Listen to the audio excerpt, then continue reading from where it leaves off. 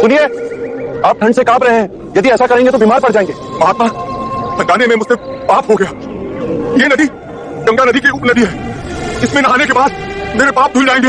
इस नदी में डुबकी लगाने से यदि आपके पाप धुल जाएंगे तो इस नदी में रहने वाले मेंढक के ऊपर पांव आने पर आप अपवित्र कैसे हो गए?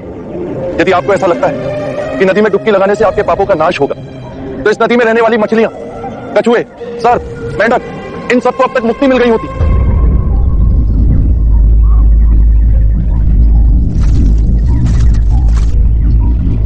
बात तो सत्य कह रहे हैं महानुभाव। नदी में डुबकी लगाने से पापों का नाश नहीं होता। अपने पापों का नाश करने के लिए विवेक जगाना आवश्यक है। इतनी साधारण बात को समझाने वाला कोई असाधारण ही हो सकता है। महात्मा, कब से बनाए हुए रास्ते पर अंधे पशु की तरह चल रहे थे। आपने हमारी आंखें खोल दी।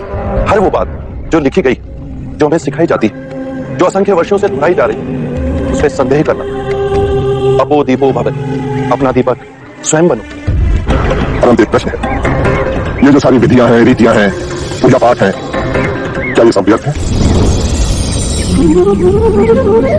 यदि कोई व्यक्ति इस नदी के दूसरे किनारे पर जाना चाहे तो वो क्या करे? यदि जल गहरा नहीं है तो वो चलकर जा सकता है, और यदि जल गहरा है तो वो नाव की सहायता से जा सकता है या स्वयं तैरकर जा सकता है।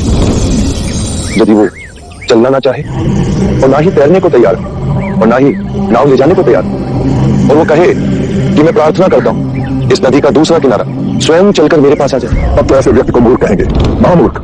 इसी प्रकार यदि व्यक्ति अज्ञान और भ्रांति को अपने विवेक से मिटाएगा नहीं तो परम आनंद और मुक्ति के दूसरे छोर पर कैसे पहुंच पाएगा?